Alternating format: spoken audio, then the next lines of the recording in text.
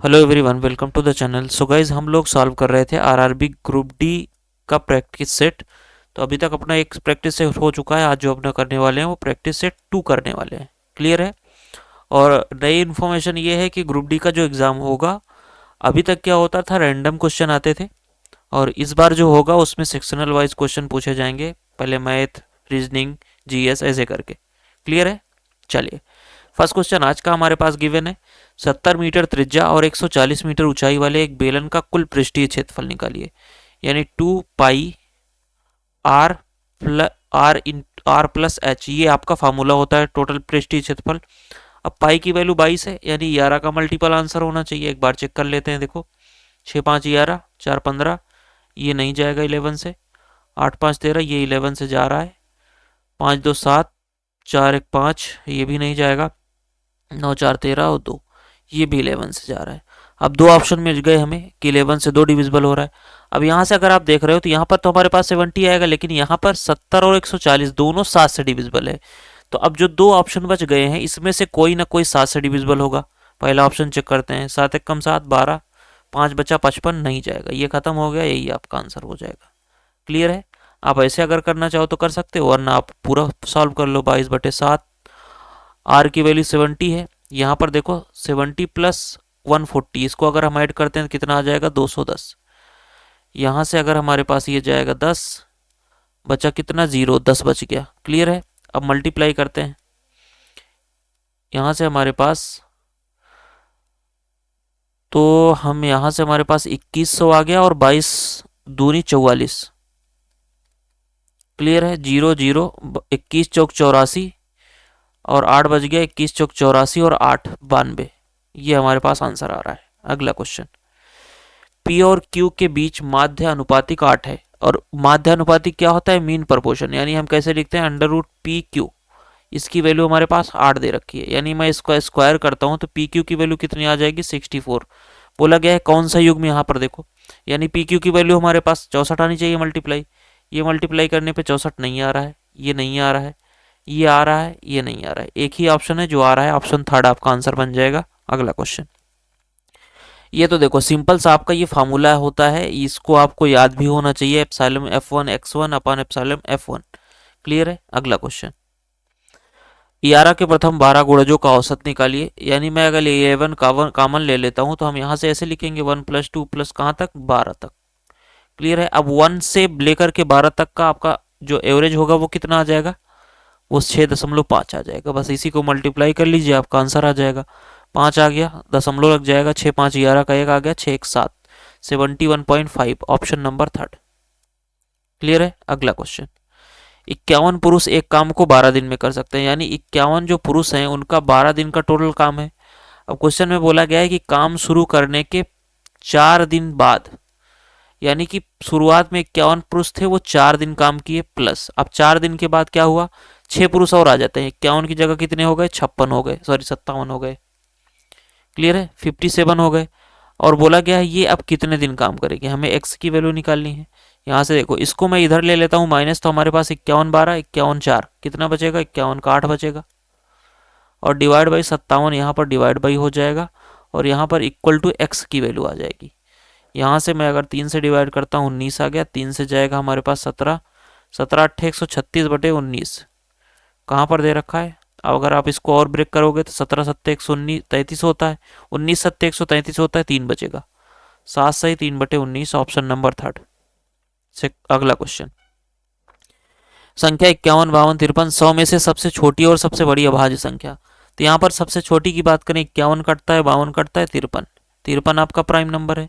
और पीछे से देखोगे 100 कट जाएगा, 99 कट जाएगा, 98 कट जाएगा, 97, इनका योग पूछा गया है। 7 3 10, 9 5 14, 150, ऑप्शन फर्स्ट। अगला क्वेश्चन।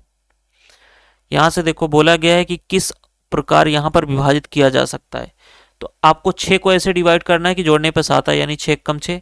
अब यहाँ पर देखो, जब ये प्लस होता है, दोनों प्लस होते हैं, तो दोनों के माइनस में रूट निकल के आते हैं। क्लियर है। यानी x की वैल्यू जो आएगी वो -6 और माइनस का 1 आएगी।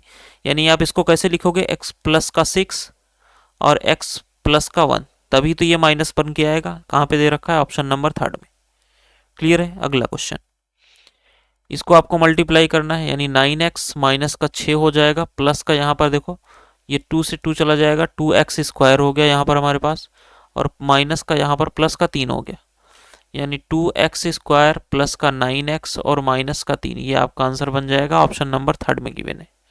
अगला क्वेश्चन, यहाँ पर आप इसको इस तरीके से लिख सकते हो 4 + 2/2 के ऊपर बार, यानी 4 + 2/9। इसको अगर आप ऐड करोगे 9 चौक 36, 2 38/9, कहाँ पर गिवन है? ऑप्शन नंबर 1 में। अगला क्वेश्चन बोला गया एक समकोणीय त्रिभुज एक कण एक भुजा से 4 इकाई बड़ा है। तो यहाँ से देखो मैं अगर बात करूं तो बोला गया कण जो है वो 4 इकाई बड़ा है एक भुजा से। मैं इस भुजा को x मान लेता हूं तो ये x + 4 हो जाएगा। अब बोला गया है कि दूसरी भुजा जो है वो 8 से दूसरी भुजा से 8 बड़ा है, यानी ये -x - 4 हो जाएगा। अब आपको पता है क्या कि सबका डिफरेंस कितना है? 4 है। इसका इससे डिफरेंस 4 है।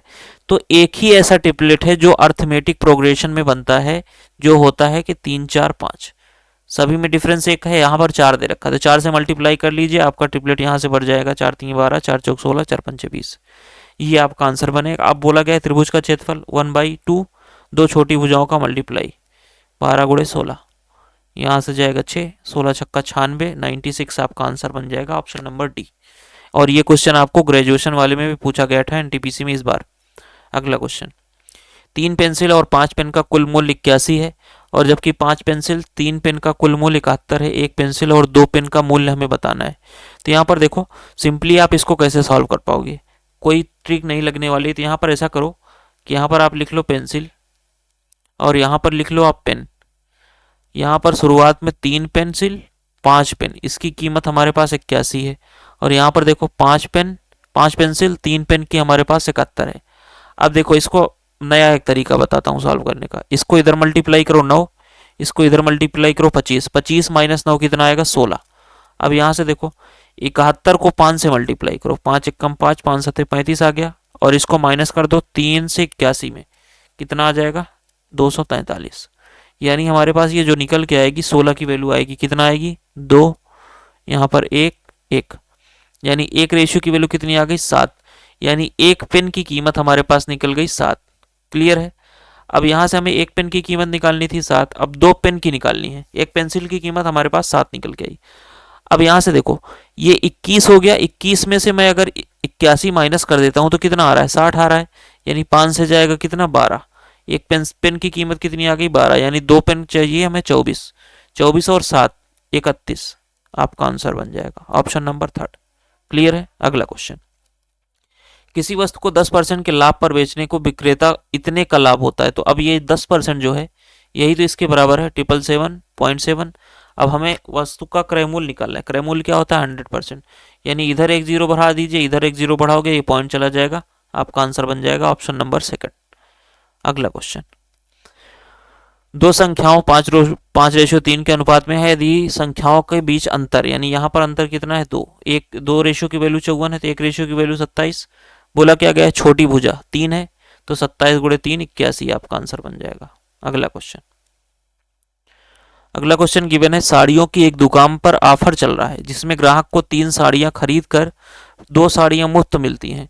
यानी 2 मुफ्त मिल रही हैं कितने पर? 3 खरीद कर और 2 मुफ्त, तो टोटल 5 मिल रही हैं। तो 2/5 क्या होता है? 40%। डिस्काउंट कितने का है? 40%। अगला क्वेश्चन, अब यहाँ पर देखो मूलों का गुणनफल पूछा गया है। रूट्स, प्रोडक्ट ऑफ रूट्स कितना होता है? C/A। अब C यहाँ पर क्या है? 12, A क्या है? 1, आपका आंसर बन जाएगा ऑप्शन 1। क्लियर है? अगला क्वेश्चन, यहाँ पर क्या निकालना है? मीन प्रोपोर्शन, यानी 16 का हमारे पास अंडर रूट लोगे 4 आ जाएगा, 44 का 12 आ जाएगा, 48। क्लियर है? अगला क्वेश्चन, अब यहाँ से आपको पता होना चाहिए एक चीज कि θ1 + θ2 की वैल्यू अगर हमारे पास 90 डिग्री है तो sin θ1 + sin θ2 इसकी वैल्यू 1 होती है, और cos θ1 + cos θ2 की वैल्यू हमारे पास क्या होती है? 1 होती है। क्लियर है? अब यहाँ से देखो ये 10 है और ये 80 है, कितना बन गया? 90 बन गया, तो 1 आ गया। यहाँ पर 20 रहेगा और यहाँ पर 70 रहेगा, तो इसकी वैल्यू 1 आ गई। आगे यहाँ पर 30 रहेगा और यहाँ पर 40 रहेगा, सॉरी 30 रहेगा और 50 रहेगा, 70 था, अच्छा 60 रहेगा, तो उसकी वैल्यू कितनी आ गई? 1 आ गई। फिर आगे हमारे पास 40 रहेगा, 50 रहेगा, उसकी वैल्यू आ गई 1। अब ये जो 90 है, साइन 90 की वैल्यू भी 1 होती है। अब यहां से देखो, अब यहां से मैं अगर बात करूं, स्क्वायर होगा यहां पर। अब यहां पर नीचे भी वही 60 प्लस 70, सॉरी 20 प्लस 70 कितना बन रहा है, 90 बन रहा है। ये 20 प्लस 70 90 बन रहा है, 1 बन जाएगा। यहां पर देखो ये 90 बन रहा है, 1 बन जाएगा। और cos 45, cos 45, cos 45 हमारे पास कितना निकल के आएगा, 1/√2 का स्क्वायर 2 आ जाएगा। तो यहां से अगर मैं देखूंगा तो 3 2 5 आ रहा है हमारे पास, और यहां पर कितना है, 2, 2 दूनी 4 1 5/2, 5/2 यानी 2 हमारे पास ऊपर चला जाएगा। तो 2 आंसर आ रहा है सिर्फ, बस ऑप्शन नंबर सेकंड में गिवन है। क्लियर है, क्योंकि 5 से 5 कैंसिल हो जाएगा, 2 ऊपर जाएगा, यही अकेले बच जाएगा। अगला क्वेश्चन, 2 अंकों की सबसे बड़ी अभाज्य संख्या। तो 2 अंकों की सबसे बड़ी अभाज्य संख्या अभी हमने निकाला था 97, और 3 अंकों की सबसे बड़ी अभाज्य संख्या, तो 3 अंकों की अभाज्य संख्या सबसे बड़ी 997 होता है। बोला गया इसका दोगुना और इसका 3 गुना, इसको सम करना है। तो देखो 2 7 14, 2 9 18, 1 19 हो गया, और यहाँ पर 3 9 27, 3 अच्छा 3 7 21, सॉरी 3 से जाएगा 21, 3 9 27 और 2 27, 2 29 हो जाएगा, और 3 9 27, 2 29। इसको अगर हम ऐड करते हैं तो हमारे पास यहाँ पर 5 आ गया, और 9 9 18, लास्ट में 85 आएगा। कहाँ पे है, ऑप्शन फर्स्ट में, और किसी में नहीं है। अगला क्वेश्चन, किस प्रतिशत वार्षिक दर से 1300 रुपये 5 वर्ष में इतनी हो जाएगी। अब 5 वर्ष में इतनी हो रही है तो 1 वर्ष में कितनी हो जाएगी, 5 से डिवाइड करो, 5 1 5, 504। 1 साल में इतनी हो रही है कितने पर, 1300 रुपये पर, इंटू 100, 2 जीरो से 2 जीरो गया, 13 8 104, 8% आपका आ गया rate of interest, option number third. अगला क्वेश्चन, वेलन का आयतन हमारे पास इतना दे रखा है और उसका ऊंचाई 70 मीटर है। तो आयतन क्या होता है, पाई आर स्क्वायर एच, पाई की वैल्यू 22/7, आर हमारे पास निकालना है, एच हमारे पास 70 है, इक्वल टू 5500। तो यहाँ से देखो 1 जीरो से 1 जीरो चला गया, 7 से 7 चला गया, 22 से डिवाइड कर लीजिए, 22 दूनी 44, 22 दूनी 44, ये आ रहा 110 बच गया, 22 पंचे 110, यानी आर की वैल्यू हमारे पास 5 आ गई। पूछा क्या गया, व्यास, यानी 2r की वैल्यू कितनी आ जाएगी, 10, जो कि ऑप्शन नंबर थर्ड में गिवन है। अगला क्वेश्चन, यहाँ पर हमने कल भी बताया है, जब x प्लस 1/x की वैल्यू क्या होती है तो x³ प्लस 1/x³ की वैल्यू कितनी होती है, k³ माइनस 3k। आज ही बताया है, किसमें, उसमें सीजीएल वाले में। अगला क्वेश्चन, ये कहाँ पर गिवन है, ऑप्शन ऑप्शन नंबर इसमें गिवन है 3k, ऑप्शन सेकंड। अगला क्वेश्चन, इसको आप यहाँ से देखो 8 हो जाएगा, 8 3 24, 8 माइनस 24 कितना बचेगा, 16 माइनस का, तो 234 गुड़े माइनस का 16 प्लस 4234, 16 से मल्टीप्लाई कर लेंगे, 64 6 बच गया, 16 3 48 और 6 54 हो गया, 5 बच गया, 16 दूनी 32, 5 37, और यहाँ पर ये माइनस का होगा, इधर प्लस वाला माइनस हो जाएगा, 4 में से 4 जाएगा 0 हो गया, और 13 में से 90, लास्ट में 90 आएगा, एक ही ऑप्शन में है 490। क्लियर है। अगला क्वेश्चन, यहाँ पर मेडिकल, इंजीनियर और विधि, मेडिकल हमारे पास 15% है, और ये इंजीनियरिंग है, ये आपके पास 11% है, और लॉ हमारे पास 9% है। तो तीनों का पूछा गया है कुल कितने नामांकित छात्र हैं, 15 11 26 और 9 35%। तो हमें 35% निकालना है, कितने टोटल का, 15,200 का, 15,200 का हम 35% निकालेंगे, तो ये परसेंटेज से 2 जीरो खत्म हो गया। अब यहाँ से देखो मल्टीप्लाई कैसे करोगे, 35 का मल्टीप्लाई हमें नहीं आता, इसको आधा कर लो, 152 का आधा 76, और इसको डबल कर लो, 35 का डबल 70। अब मल्टीप्लाई कर लो, 0 7 6 42, 7 7 49 और 4 53 हो गया, 5320, ऑप्शन नंबर सेकंड। अगला क्वेश्चन, एक्स 9 बजे चलना शुरू करता है और दोपहर 4 बजे वाई तक पहुंचता है, कितने घंटे हो गए, 4। ए को 4 घंटे लग रहे हैं, और ये टाइम का रेशियो है। बी को कितना लग रहा है, 9 बजे चल रहा है, 3 बजे पहुंच रहा है, इसको 6 घंटे लग रहे हैं। क्लियर है, ये टाइम का रेशियो हो गया। अगर मैं इसकी स्पीड का रेशियो निकालें तो इसका अपोजिट हो जाएगा, 3:2। क्लियर है, यानी हमारे पास स्पीड हो गई, टाइम हो गई, डिस्टेंस कितनी हो जाएगी, 4 3 12, तो 12 किलोमीटर दूरी को 3 2 5 की स्पीड से जाएगा, कितना घंटे लगेगा? 2 सही 2/5। अब 2 घंटे 2/5 क्या होता है? 24 मिनट। तो 2 घंटा 24 मिनट आपका लगेगा। कब से? 9 बजे से। जितने बजे स्टार्ट है, दोनों 9 बजे चल रहे हैं तो कोई दिक्कत नहीं है, 9 से इसमें ऐड कर दो, 9 2 11:24। 11:24 पर ये आपस में मिलेंगे। Option first. ये भी क्वेश्चन बहुत सारा पूछा गया था अभी अंडर ग्रेजुएट वाले में। तो यहाँ से देखो, इसको आप मल्टीप्लाई कर लो। सबसे पहले 4 दूनी 8 माइनस 10 कितना आएगा? माइनस का 2, 8 दूनी 16, यहाँ पर प्लस का हो गया, 16 7 23 और 23 दिए 69, यानी 4 माइनस 69 कितना आ जाएगा? माइनस का 65। Option third. अगला क्वेश्चन हमारे पास यहाँ पर क्या गिवन है? उत्पादन में कर्मचारियों की कुल संख्या। उत्पादन कौन सा है यहाँ पर? प्रोडक्शन।